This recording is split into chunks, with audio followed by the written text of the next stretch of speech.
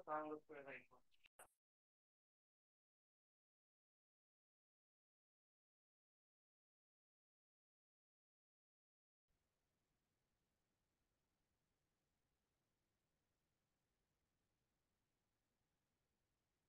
আলাইকুম। সবাইকে স্বাগতম আজকে আমাদের ফিফথ লেকচারে ইন্টারন্যাশনালের। তো আজকের লেকচারটা খুব বেশি বড় না, শর্ট লেকচার। তাড়াতাড়ি শেষ করে দিব আমরা ইনশাআল্লাহ। ইন্টারন্যাশনাল নিয়ে যে কথা বারবার বলি যে সবকিছুর দরকার নেই, যতটুকু আমাদের প্রয়োজন আমরা ঠিক ততটুকুই পড়বো। আর সবকিছু আমাদের দরকারও নাই, সবকিছু পড়ার কোনো মানে হয় না। যেহেতু নতুন জিনিস, একটু তোমাদের প্রবলেম হচ্ছে বা অল্প অল্প করে প্রতিদিন একটু একটু করে দেখে যাবা, আর সমস্যা নাই। তো প্রথম যে টপিকটা সেটা হচ্ছে world architecture, structure and sculpture. তো এর মধ্যে ইম্পর্টেন্ট কিছু বিল্ডিংস, ইম্পর্টেন্ট কিছু রেসিডেন্সের নাম আমাদেরকে জানতে হয়। তার মধ্যে খুবই ইম্পর্টেন্ট হচ্ছে প্রেসিডেন্টস অফ ডিফারেন্ট কান্ট্রিজ। পৃথিবীর বিভিন্ন বিভিন্ন কান্ট্রির যে প্রেসিডেন্ট গুলোর যে ভবন আছে সেটা জানতে হয়। যেমন আমাদের দেশে প্রেসিডেন্টের বাসভবন ছিল বঙ্গভবন। ঠিক তেমনি পৃথিবীর বিভিন্ন বিভিন্ন দেশে বিভিন্ন বিভিন্ন লিডারের, বিভিন্ন বিভিন্ন প্রেসিডেন্টের বিভিন্ন বিভিন্ন ধরনের মানে আমাদের আলটিমেটলি রেসিডেন্স আছে বা বাসভবন আছে, সেগুলোর নাম জানা আমাদের জন্য জরুরি। যেমন আমরা সবাই জানি the famous white house, United States এর প্রেসিডেন্টের রেসিডেন্সের নাম হচ্ছে দ্য হোয়াইট হাউস। তো হোয়াইট হাউসের নামটা জানতে হবে। ব্রিটেনের ultimately residence of the queen, ওখানে তো আসলে প্রেসিডেন্ট ভেবে নাই, এখানে রেসিডেন্স অফ দ্য কুইন করতে হয়। কুইন বা রয়্যাল ফ্যামিলি যেখানে থাকে সেটাকে আমরা বলি বাকিংহাম প্যালেস। ইন্ডিয়াতে প্রেসিডেন্ট ভবন বা রাইজিনা হিল। রাশিয়াতে হচ্ছে ক্রেমলিন। এই কয়টাই মোটামুটি থাকে। এছাড়া সাউথ কোরিয়াতে ব্লু হাউস, জানলে ভালো, না জানলে কোনো সমস্যা নাই। প্রাইম মিনিস্টার রেসিডেন্সের মধ্যে খুব ইম্পর্টেন্ট হচ্ছে ইউকে। ইউকে প্রাইম মিনিস্টারের রেসিডেন্স হচ্ছে 10 ডাউনিং স্ট্রিট। এটা পরীক্ষায় আসে মাঝে মাঝে। What is the residence of the prime minister of UK? এরপরে বিভিন্ন অফিস বিল্ডিং আছে। অফিস বিল্ডিং এর মধ্যে সব থেকে ইম্পর্টেন্ট হচ্ছে পেন্টাগন। কারণ কি? পেন্টাগনটা হচ্ছে আলটিমেটলি দেখা গেছে ইউএস এর যে ডিফেন্স মিনিস্ট্রি অফিস। তো পেন্টাগনের নামটা ইম্পর্টেন্ট, পেন্টাগনের নামটা পড়তে পারলে ভালো। আহ এছাড়া ইম্পর্টেন্ট হচ্ছে Bush house, BBC house, India house. কারণ এই তিনটাই কোথায় আছে? এই তিনটাই আছে হচ্ছে লন্ডনে। এছাড়া মালবোরো হাউস, এটা আছে কোথায়? লন্ডনে। এই কয়টা জায়গা বা এই কয়টা নাম জানলে ভালো।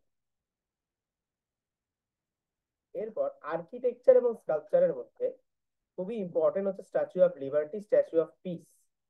স্ট্যাচু অফ লিবার্টি এটা ফ্রান্সের একটা গিফট, ফ্রান্স এটা ইউএসএ কে গিফট করছিল। এটা আলটিমেটলি কোথায় আছে? ইউএসএ নিউ ইয়র্কে আছে। আর স্ট্যাচু অফ পিস এটা কোথায় আছে? সাউথ কোরিয়াতে, সিউলে। এছাড়া পেট্রোনাস টুইন টাওয়ার নাম অনেকেই শুনছো, এটা আছে হচ্ছে মালয়েশিয়াতে। Light house of Alexandria, it is one of the seven wonders, এটা কোথায় আছে? ইজিপ্টে। এছাড়া ইম্পর্টেন্ট হচ্ছে অ্যাডামস পিক, এটাও আমরা অলরেডি পড়ছি। লিটল বাংলাদেশ, হ্যাম্পশায়ার, ইংল্যান্ড, এটাও আমরা অলরেডি আগেই পড়ছি। এই কটা জানলে ভালো, বাকিগুলা জানলে ভালো, না জানলে খুব বেশি সমস্যা নাই। আর আছে পিস প্যালেস, এটা কোথায় আছে? Hague, Hague Netherlands. এখানেই ultimately international court of justice আছে। কারণ এটা এটা এই জন্য এখানে এটাকে বলা হয় পিস প্যালেস। ঠিক আছে। আর সাউথ কোরিয়াতে যেটা আছে সেটা হচ্ছে স্ট্যাচু অফ পিস। এটার মধ্যে ডিফারেন্স আছে, একটা হচ্ছে পিস প্যালেস আর একটা হচ্ছে স্ট্যাচু অফ পিস। ঠিক আছে। এরপরে আর কি ইম্পর্টেন্ট আছে? ইম্পর্টেন্ট হচ্ছে গোল্ডেন প্যাগোডা, আমরা আগেই পড়ছিলাম city of the golden pagoda, Myanmar. তো এটা জানতে হবে। এছাড়া ইম্পর্টেন্ট কিছু কিছু মিনার বা মসজিদ আছে, যেমন বাবরি মসজিদ, এটা সম্পর্কে খুব অনেক কন্ট্রোভার্সি হয়েছে। ওখানে আলটিমেটলি ইন্ডিয়ানে রাম মন্দির করছে। তারপর হচ্ছে কুতুব মিনার, সবাই জানো, এগুলো দুইটাই ইন্ডিয়াতে। আইফেল টাওয়ার প্যারিস, এগুলো আমরা অলরেডি আগে পড়ছি, এগুলো আলাদাভাবে না পড়লেও চলবে। ঠিক আছে। এগুলো একটু দেখে নিলেই হবে। এগুলো আমরা অলরেডি আগেও কিছু কিছু জায়গায় পড়ে ফেলছি। এগুলো থেকে আগে দেখা গেছে যে ভালোই কোয়েশ্চেন আসছে। তো এগুলো একটু অবশ্যই আমাদেরকে দেখে নিয়ে যাওয়া উচিত। ঠিক আছে। এখন আসো ওয়ার্ল্ড মিডিয়া। ওয়ার্ল্ড মিডিয়ার মধ্যে আছে হচ্ছে নিউজ এজেন্সি। কোন দেশে কোন নিউজ এজেন্সি আছে এইটাই। তার মধ্যে ইম্পর্টেন্ট হচ্ছে ব্রিটেনের গুলা। ব্রিটেনের মধ্যে আছে হচ্ছে রয়টার্স, নাম অনেকেই শুনছো, এটা হচ্ছে ওয়ার্ল্ড এর লার্জেস্ট নিউজ এজেন্সি, নাম জানতে হবে। এছাড়া BBC, British broadcasting corporation, British broadcasting corporation, BBC news দেখে না এমন কেউ নাই, আমাদের বাংলাদেশেও একটা আলাদা উইং আছে, বিবিসি বাংলা। তো এটাও কিন্তু আলটিমেটলি ব্রিটেনের। ঠিক আছে। কাতারের ফেমাস হচ্ছে কি আল জাজিরা, নাম সবাই শুনছে। আচ্ছা, ইউনাইটেড স্টেটস এর মধ্যে খুব ইম্পর্টেন্ট হচ্ছে সিএনএন, এবং সিএনএন এর ফুল ফর্ম পরীক্ষায় আসে। What is the full form of CNN? Cable news network. ঠিক আছে। আচ্ছা, এছাড়া খুব ইম্পর্টেন্ট হচ্ছে AFP France, agents France press, এটা খুব আসে পরীক্ষা। ঠিক আছে। পাকিস্তানের আছে এপিপি, আর ইন্ডিয়ার আছে পিটিআই। এই নামগুলা জানলে ভালো। বাকি যেগুলো আছে, ইরানের আছে ইরনা।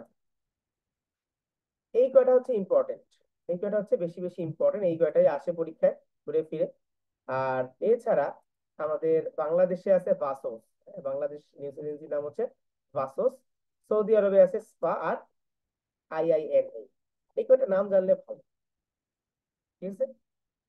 ইম্পর্টেন্ট হচ্ছে বিবিসি, রয়টার্স, সিএনএন, এইগুলোই বেশি ইম্পর্টেন্ট, এগুলোই আসে। তাছাড়া ফ্রান্সের আছে হচ্ছে AFP। আর অস্ট্রেলিয়া আছে হচ্ছে এপিপি, ফ্রান্সেরটা এএফপি, অস্ট্রেলিয়াটা আছে এপিপি, যেহেতু নেম গুলো অনেক সিমিলার, এই দুইটা মাঝে মাঝে দিয়ে দেয় কনফিউজ করার জন্য। ঠিক আছে।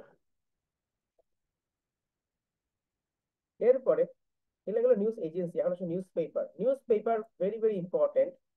যে United States based newspaper গুলো কি কি? তার মধ্যে খুব ইম্পর্টেন্ট হচ্ছে রিডার্স ডাইজেস্ট, এটা ওয়ার্ল্ড ফেমাস একটা ম্যাগাজিন, বাংলাদেশে এটা প্রচুর আসে।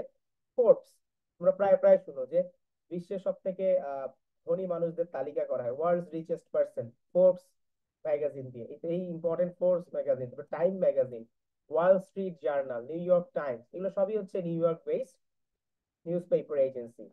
আর ওয়াশিংটন বেসড আছে হচ্ছে ওয়াশিংটন পোস্ট। এছাড়া London very very important, the Daily Telegraph, এটা আমাদের লিবারেশন ওয়ারের সাথে রিলেটেড, এই জন্য ডেইলি টেলিগ্রাফ খুবই ইম্পর্টেন্ট।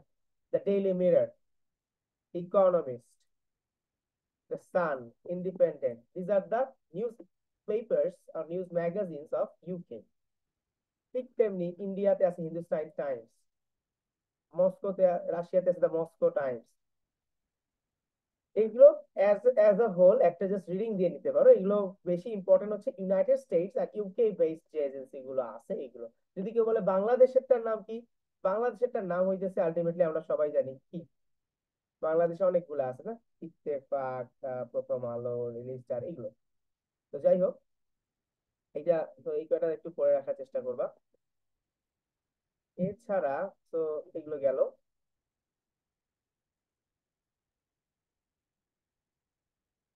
ওয়ার্ল্ড ওয়ার ওয়ানের মধ্যে খুব ইম্পর্টেন্ট জিনিস যে টাইম লাইনটা, শুরু হয়েছে কবে, শেষ হয়েছে কবে, বা শুরু হয়েছে কত সালে, শেষ হয়েছে কত সালে, কাদের কাদের মধ্যে হয়েছিল, অ্যাক্সিস পাওয়ার বা অ্যাক্সিয়াল পাওয়ার বা অক্ষ শক্তি, আর অ্যালাইড পাওয়ার বা মিত্র শক্তি। they have formed an alliance. The alliance was between actually UK US. তো এই যে অ্যালিজিয়েন্স বা অ্যালায়েন্স যেটাই বলো, সেটা ছিল অ্যালাইড পাওয়ার। আর আরেকটা ছিল অ্যাক্সিয়াল পাওয়ার, জাপান, তারপরে এগুলোর মধ্যে। তো কোন কোন অ্যালাইড বা ফোর্সের পাওয়ার গুলোর নাম কি কি, আর অ্যাক্সিয়াল পাওয়ারের নাম কি কি ছিল, একটু দেখে নিতে পারো। যদি এটা খুব বেশি আসে না। ইম্পর্টেন্ট হচ্ছে যে লিডার্স কারা কারা ছিল ফার্স্ট ওয়ার্ল্ড ওয়ারে। তার মধ্যে ইম্পর্টেন্ট ছিল রাশিয়ার tsar Nicholas two, United States এর ছিলেন উড্রো উইলসন, ব্রিটেনের ছিল হেনরি অ্যাসক্ওয়েথ, আর অ্যালাইড মিলিটারি চিফ ছিল জেনারেল ফার্ডিনান্ড ফচ। এই জিনিসটা জানলেই হবে। আর এছাড়া এখান থেকে আলটিমেটলি কি কোন ট্রিটির মাধ্যমে এটা ইয়ে হয়, ভার্সাই, ভার্সাই প্যাক্ট বা ট্রিটি অফ ভার্সাই, এটার মাধ্যমে আলটিমেটলি ওয়ার্ল্ড ওয়ার 1টা এন্ড করা হয়। ঠিক আছে, এটা একটু জানতে হবে। এবং এর মধ্যে ইম্পর্টেন্ট হচ্ছে birth of the league of Nations. এই ওয়ার্ল্ড ওয়ার 1 এর পরেই আলটিমেটলি উড্রো উইলসনের মাধ্যমে তোমার হচ্ছে লিগ অফ নেশন তৈরি হয়েছিল, একটা ওয়ার্ল্ড পিস এস্টাবলিশ করার জন্য, যেটার হেডকোয়ার্টার ছিল জেনেভাতে। এবং এইখানে হয়েছিল the famous Balfour Declaration. British foreign secretary Arthur James Balfour ultimately British Jews কমিউনিটিতে একটা লেটার দিয়েছিল। সেখানে আলটিমেটলি তারা প্যালেস্টাইনে একটা জিউস হোমল্যান্ড স্টাবলিশ করতে চাইছিল। এইটাকে বলা হয় ব্যালফোর ডিক্লারেশন, এর ডেটটা আসে পরীক্ষা। এরপরে ওয়ার্ল্ড ওয়ার 1-এ ভার্সাই প্যাক্টের মাধ্যমে ঠিক হয়ে গেল, লিগ অফ নেশনস তৈরি হলো, বাট তারপরও কোনো কিছু সলভ হইলো না। তখন হইলো ওয়ার্ল্ড ওয়ার 2। এখানে ফেমাস ফেমাস অনেক ঘটনা ঘটছে, হিটলার, তারপরে অ্যাটম বোম, সবকিছু এগুলা নিয়ে রিলেটেড। এইখানেও ওই যে তোমার অ্যালাইড পাওয়ার আর হচ্ছে অ্যাক্সিস পাওয়ার, এক্সিস পাওয়ার বা মেইন পাওয়ারের মধ্যে ছিল জার্মানি, ইতালি, জাপান। অ্যালাইড পাওয়ারের মধ্যে ছিল ইউএসএ, ইউকে, ফ্রান্স, রাশিয়া, এগুলো এগুলো জানতে হবে। এবং এখানে ইম্পর্টেন্ট হচ্ছে লিডারের নাম খুবই ইম্পর্টেন্ট। জার্মানিতে অ্যাডলফ হিটলার, তারপরে জাপানে কিং হিরোহিতো, ফ্রান্সের চার্লস দ্য গল, আর রাশিয়ার জোসেফ স্ট্যালিন। আর ইউকে তখনকার prime minister Winston Churchill. He was a Nobel laureate as well. আর এবং সে নোবেল পিস প্রাইজও পাইছে, এবং সে লিটারেচারের তার অনেক ফেমাস ফেমাস বইও আছে, স্পিচও আছে। আর ইউনাইটেড স্টেটস এর ওই সময় প্রেসিডেন্ট ছিল ফ্র্যাঙ্কলিন ডি রুজভেল্ট। তো তারই আন্ডারে আলটিমেটলি ইউনাইটেড নেশনস তৈরি হয়। এই জন্য এই নামগুলো খুব ইম্পর্টেন্ট।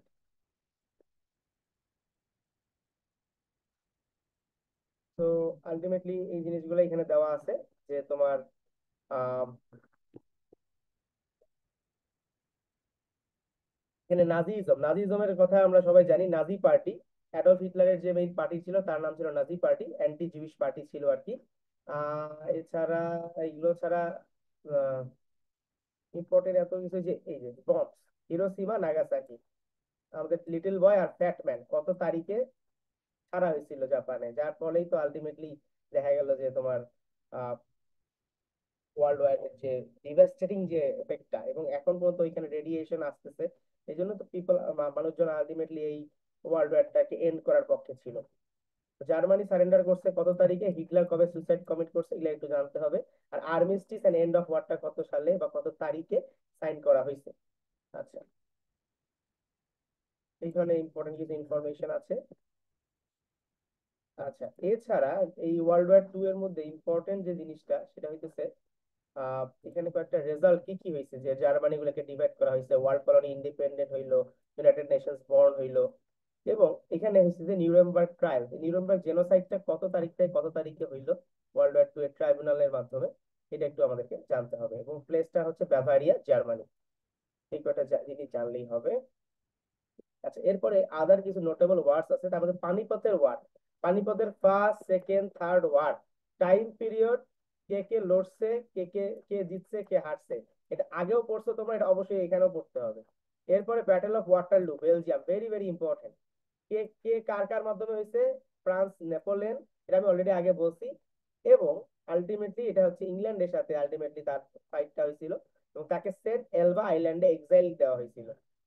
এছাড়া গালফ ওয়ার, ইরাক আর কুয়েতের মধ্যে, এইগুলো কয়েকটা জিনিস, এই কয়েকটা ওয়ারের টাইম লাইন, এবং এই কয়েকটা ওয়ারের আলটিমেটলি কে জিতছে, কারা কারা লড়ছে এবং কে জিতছে, এগুলো একটু জানতে হবে।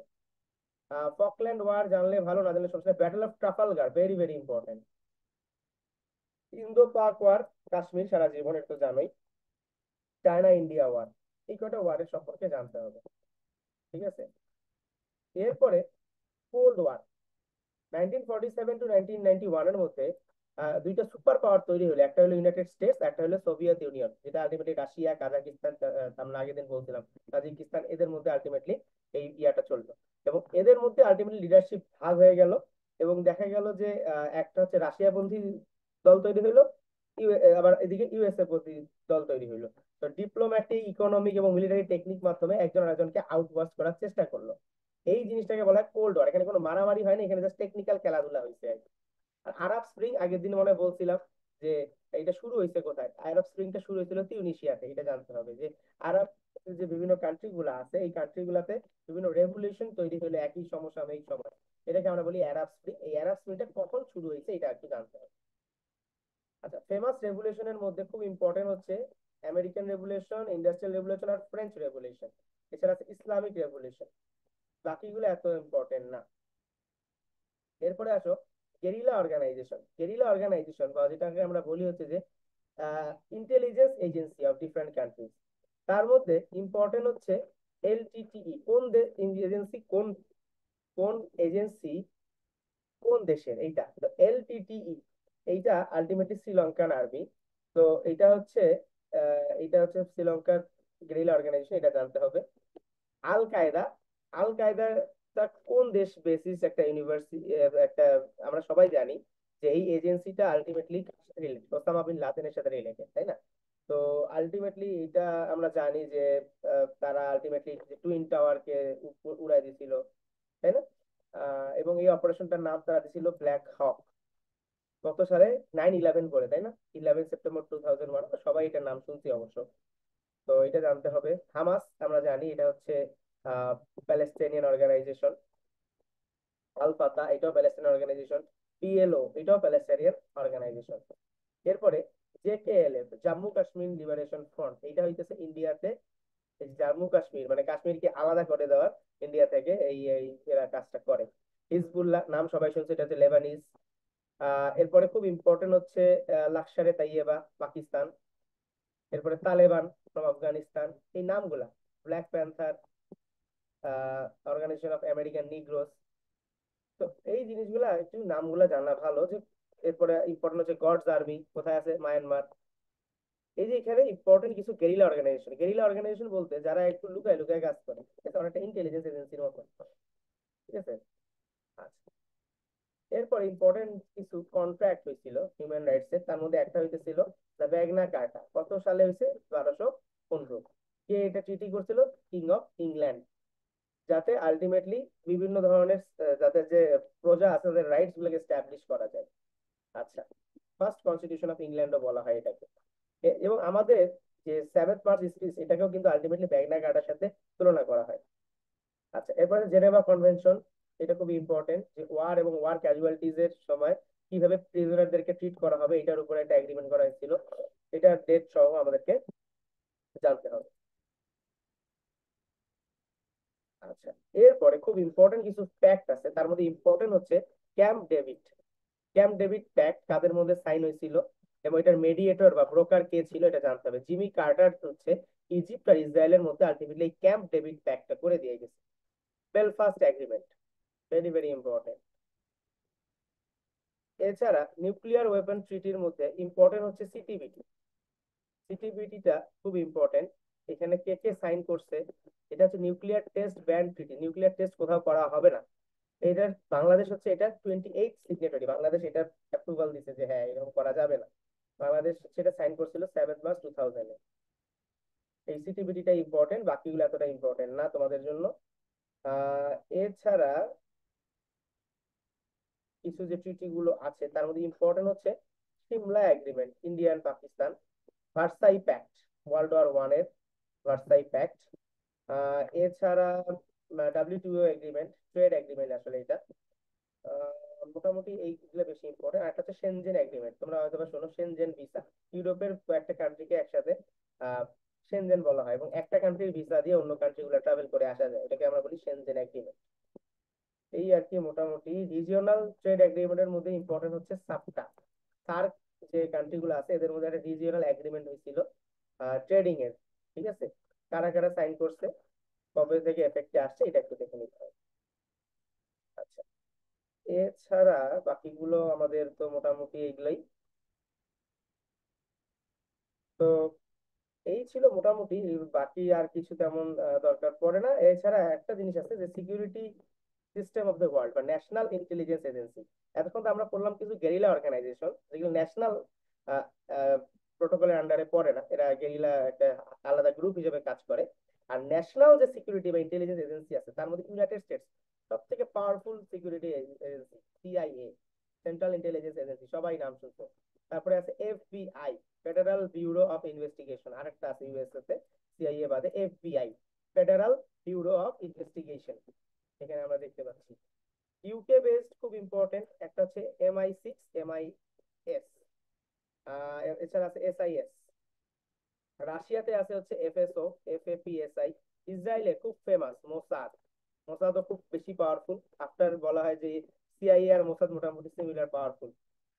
আচ্ছা, ইন্ডিয়া তোমরা তো অনেকেই জানো। ইন্ডিয়াতে আছে হচ্ছে র, যেটাকে আমরা বলি research and analysis wing.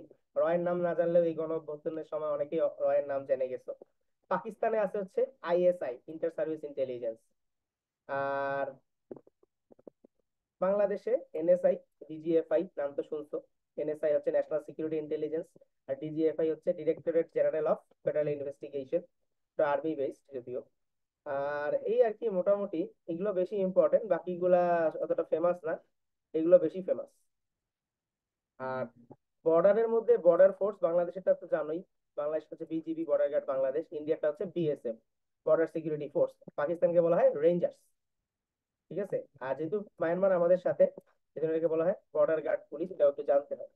BGB former নাম ছিল বিডিআর, বাংলাদেশ রাইফেলস। পিলখানা মামলার পরে এই নামটা আলটিমেটলি কি করা হয়েছে, চেঞ্জ করা হয়েছে। আর মায়ানমারের বর্ডার ফোর্সকে আগে করে বলা হতো নাসাকা। নাসাকা গডস আর্মি, এগুলো হচ্ছে মায়ানমারের সাথে রিলেটেড।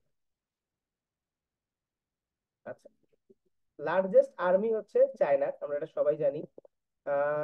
এছাড়া এটা জানতে হবে, বা এছাড়া হচ্ছে ইউ বোটস কাকে বলা হয়, German naval vessels use in World War 1 and 2। তারা বড় বড় কন্টেইনার বা নেভাল কন্টেইনার ইউজ করতো, এগুলো আমাকে একটু জানতে হবে। আহ এই তো মোটামুটি এই কয়টা জানলেই হবে। আচ্ছা, নিউক্লিয়ার পাওয়ার এর মধ্যে ইম্পর্টেন্ট হচ্ছে কোন কোন দেশের মধ্যে নিউক্লিয়ার পাওয়ার আছে। 8টা দেশের মধ্যে রিকগনাইজ নিউক্লিয়ার পাওয়ার আছে। তার মধ্যে অনেকেই সিটিবিটি এগ্রিমেন্ট সাইন করছে, অনেকে করে না। ইউনাইটেড স্টেটস সাইন করছে, চায়না সাইন করছে, বাকিরা কেউ সাইন করে নাই। তো কোন কোন দেশে নিউক্লিয়ার পাওয়ার আছে এগুলো জানতে হবে। এই 8টা দেশেই আছে: USA, UK, Russia, France, China, India, Pakistan and North Korea. এই ইন্ডিয়া পাকিস্তান দুটো নিউক্লিয়ার পাওয়ার আছে দেখে বলে এখন পর্যন্ত এদের মধ্যে কোনো এরকম ঝামেলা হয় নাই। নিউক্লিয়ার পাওয়ার ছেড়ে দিলে দেখা যাবে যে আলটিমেটলি দুইটা দেশই ধ্বংস হয়ে যাবে। তো মোটামুটি এই ছিল, এগুলোই পড়ো, এগুলো পড়লেই হবে ইনশাল্লাহ। এতটুকুই জানলেই হবে তোমাদের। ঠিক আছে, সবাই ভালো থাকো। আল্লাহ হাফেজ।